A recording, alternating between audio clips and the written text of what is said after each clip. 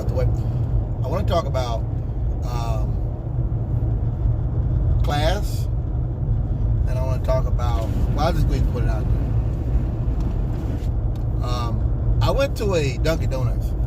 I used the bathroom really bad on the way back from Cali. I used the bathroom bad. Number 2.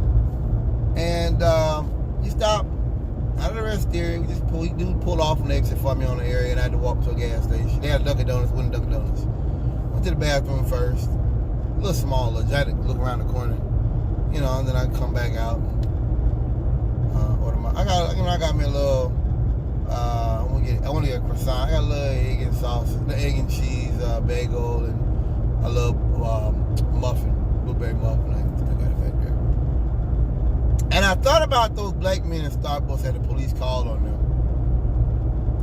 That's a class thing, because what that really means is society, they're not even pretending to give you little outs. Like, you know how people might not be rich, but they could do this, they could use like little clinics and stuff for their kids and things like that. How those are drying up. Things are drying up everywhere, austerity stuff. Great example. This is all it's all part of a society that is losing its soul. And so it's harder and harder for people to live. I think it's interesting to talk about California being so rich, but they don't talk about how it's a higher standard of living. They don't talk about all the chemicals that they've banned. They don't talk about all the research they've done into chemicals that are not good for the human body. Cancer causing chemical, Prop 65, whatever you call it. They don't talk about GMO stuff. They don't talk about all the, Californians ahead on a lot of things. All they stay on is climate change, and this is good too. But all they stay on is just making comments about climate change, and they're serious. And how that's all California focused on. But they don't look at all the rest. See, really what it is with these conservatives, I learned, is getting to my point I was trying to make. They really don't care about chemicals being bad for people. They don't really, I learned that they don't care about that. That doesn't matter to them. It doesn't matter to them. They want to go back to DDT and asbestos and leaded gas. And they really hate people like me. And that's something I had to learn, is that it's not that they're ignorant. It's that they really want that kind of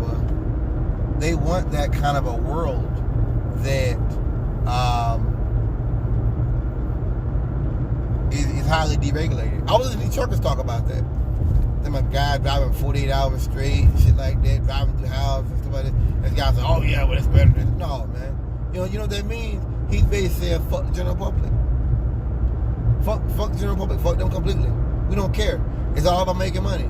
And it's them same kind of people, that same kind of rhetoric that tells you climate change doesn't exist or tries to minimize it. It's that same kind of ideology, because it's not about science. It's about they don't care. They don't care about if it's real or not, because it's going to affect their money. They want to go back to coal mining, strip mining, whatever you call it. They want to go back to all drill, baby, drill. They see it. I just, one thing I think about the Caucasian, their culture is so destructive. You just think about their sporting events, what they think is fun, and look at how exploitive and destructive. Like, I'm starting to kind of get what PETA says. I'm not a PETA activist. I'm not going to go out here buck naked or nothing like that, but I'm starting to get it. You know what I mean?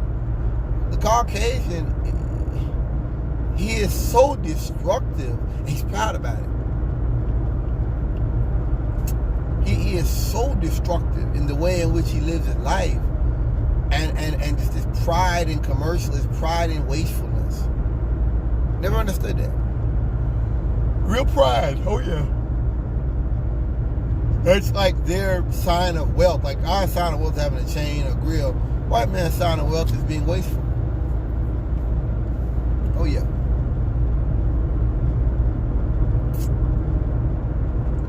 Now, what was I going to say? White folks talk about how things are getting worse. I think economically, yes. But I think that the country going back where we were in the 60s, I think it was a lot more violent back then. You know, that extreme poverty and stuff like that. That's what you had. That's really what happened. And I think you had progressive movements moving and making inroads and advances. Whereas, you know, the pigs didn't like it. The pigs cracked down on it. I was reading on law enforcement today. They were talking about cop killers and talking about the Black Panthers and all that. And you know, it's kind of weird how I mentioned to you before that what corruption does is it turns people like me off law enforcement. Now, I'm saying all cops are bad, but it turns us off of law enforcement big time. And it's weird that after I made that statement, like it's like every day is more stuff that shows me how bad they really are. I love Fred Hampton. There's many other black leaders we had that were killed by the federal government that I have a lot of love for. How anybody can try to connect up law enforcement in the 60s to law enforcement today and try to, you know what I mean? You gotta be a damn fool. That was self-defense. But you know what it reminds me of? The fact society ain't changed. It's still white supremacy. Still white supremacy. Same old, same old. And if you're looking at it that way, then I guess you don't think about it like that those cops are real racist. There's a show called SWAT. They had like another season. The brother Shamar from Criminal Minds is like the head of a SWAT team in Los Angeles. Great show. I might buy the DVD thing on that on YouTube. I might do it tonight. I might. Anyway, he heads up a team. It goes into racism a little bit somewhere in there. And this guy, his dad was a SWAT leader. And his dad said, SWAT leaders don't look like that. We don't look like that. There's a speed trap ahead. Ooh, Jesus, I'm so sorry. I'm so sorry. I might clear that off. I might quite delete that. Yeah. 7:30. But, you know, and Shamar kind of played it off. Yo, that's got to hurt to say that. That's how they really felt, though. And you want to sit here and try to connect up people like that to law enforcement up to date? I don't know what that you want to hate you. Is it really that we hate you because we're criminals? Is it really that we hate you because we're criminals, we're out here doing bad stuff? Or is it really because you champion some of the worst figures in the last, half century to a century? Is it that? You champion people who are monsters, who their families say were monsters. You know? I mean, it is what it is. You can't reason with beasts, and I've stopped doing it. I've started to accept that they're going to be like this, and I just thank God because they're exposing themselves to me, not the other way around. I don't have to think about it. But still, fucked up, man. Real fucked up. Real fucked up. Those guys were heroes. And I can tell you that if I lived back then, I would have been a Black Panther. No question in my mind. No question in my mind, I'd have been a Black Panther. I mean, what they're missing is the fact that, and I think it's interesting, they glossed over the part about the feeding the community. They didn't talk about the fact that they actually were just there to keep the police in line. They had a law book. They would have to just do shit when they just come up there with the guns. No, they came up there with the law book. They had after school stuff. They were teaching the community. See, really what it shows you is they don't like to see black people organized. That's what that is. They don't like to see any group organized. They like to see you down and oppressed and destroyed. They like to see you down and never really getting anywhere. They don't like to see us smile. They don't like to see us get up, gain a foothold. They don't like to see that. I love to see that. I went to Dunkin' Donuts today, know, it was all white folks. It was like on the border of Tennessee and Virginia, going into Virginia. And one lady, she up there, I don't know what she was doing. I guess she was trying to like, I get a feeling with some white people, like they really do feel bad about Trump. And they're kind of like, you know, smiling at me and trying to like, you know, hey, I'm cool. Which I get it. She had her son was over, he was looking at me, you know. I get, you know, some people I can tell, they don't raise their kids to be racist. They don't raise their kids to be nothing negative. They don't hate me. I get that. But this one guy sitting by the door kept glaring at me. I looked right back at him and I was like, before I walked out, I stopped over by the table. I kind of stood there for a second and be like, you know, like, what's up? I ain't scared. I ain't frightened by that bullshit. I wouldn't sack my pants. I speak very eloquently. I carry myself as a man should. I sit up straight and stand up straight. And you still hate me. I love that. Because my whole life I've been told that it was about the hip-hop music and us sagging our pants. The fact that you hate me shows me you devils hate all of us no matter what we do. That's beautiful.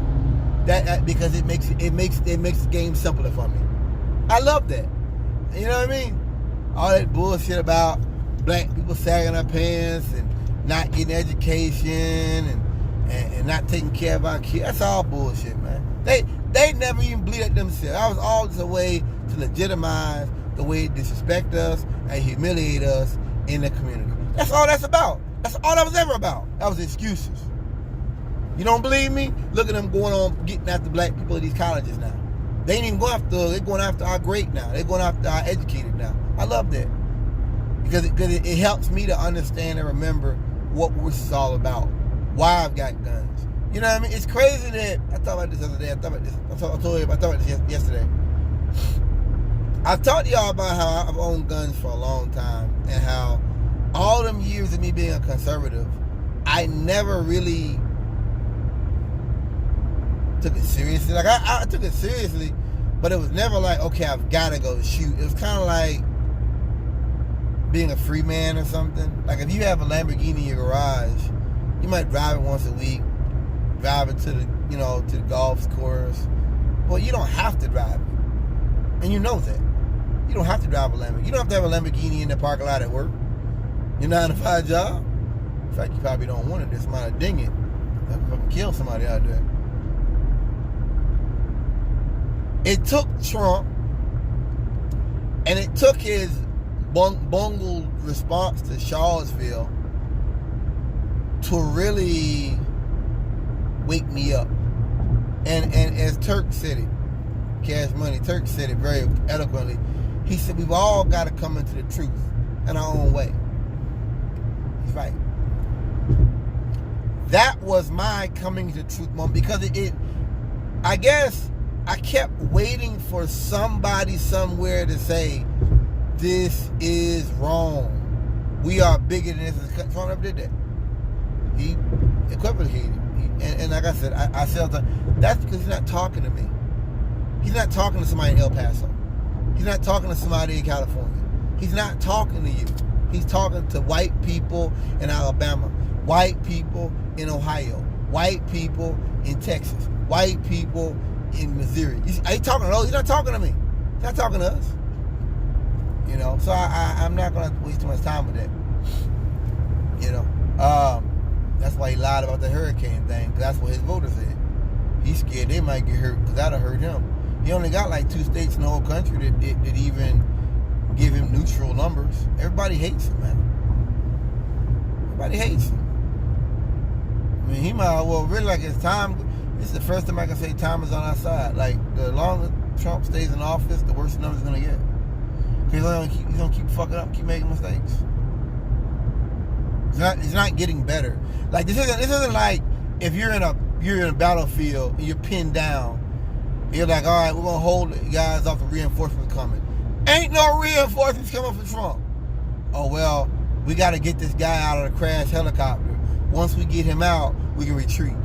Ain't nobody we trying to rescue. Ain't nobody to rescue. Ain't no reinforcements. Ain't no backup. Ain't no guns that are jammed. Nothing. We in an optimal position. And that's what it is. I'm talking about Trump. Ain't nothing changing. You know? If anything, he's down making his base tighter and tighter. Tighter and tighter. I love it. I love to see that. Love to see that. You guys realize the fact about him talking about how he doesn't care about the future after he's not president no more? That basically means that someone's going to wipe his legacy off the books. Like, Trump is going to be a college course on how not to be a leader. That's what he'll be. And he'll die off. And he'll be forgotten. Well, he won't be forgotten. But he'll be largely ignored in the annals of history. Yeah, he won't. Hitler wasn't forgotten. Yeah, Hitler wasn't forgotten. He killed over 6 million people. He wasn't forgotten. One of the worst man-made disasters in the history of man. Shit. He ain't forgotten. The Nazis are not forgotten. You know. It's a lesson. It's a lesson, if anything, against isolationism. This is what can happen when people are left to their own devices and hatred builds up over generations upon generations. You can be led to commit atrocities. And one thing I learned with these white men out here is a lot of these white men, they think that's what soldiers are supposed to do, is commit atrocities. Like, one of them was telling me, like, when Obama got in office, they actually had to find out who they were shooting at before they shoot. And he was like, they had to find out who they shoot before they shoot, make sure they're being shot at. And I'm sitting up here like, that's in the military handbooks. You're supposed to do that anyway. It's probably law of the war. You're supposed to make sure you're being shot at and all that. Basically, you're saying that Obama held them to the rules. And you hate him for that? Yeah, because you guys are monsters. That's what you know what I mean? You're monsters. You want carte blanche. You want soldiers to just go up and just kill and rape. I realize that now. It ain't them making mistakes. It's that you guys don't care. You think mistakes being made. You know? Oops, we shot into a house, killed 13 kids. Oops, threw a grenade in the car. No, they don't care. Soulless devils. I'm getting off subject. When it comes to today, and I spoke about how you have social inequality and how you're having progressive movement moving forward like you had back in the 60s. Black Lives Matter and these kids marching for climate change and climate awareness, Extinction Rebellion and all that stuff. I'm just talking about the abstract. I'm not talking about will this stuff work. It's the abstract. Hear me out.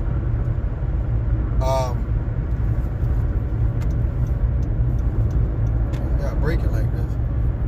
All this stuff that you have going on right now, it's progressive moves. So as a Caucasian male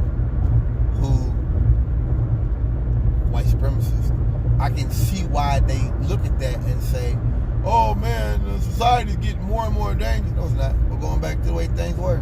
Sadly, I'm not happy about that. We're going back to the same racist bullshit you had back in the day. Same racist logic you had back in the day. Same old.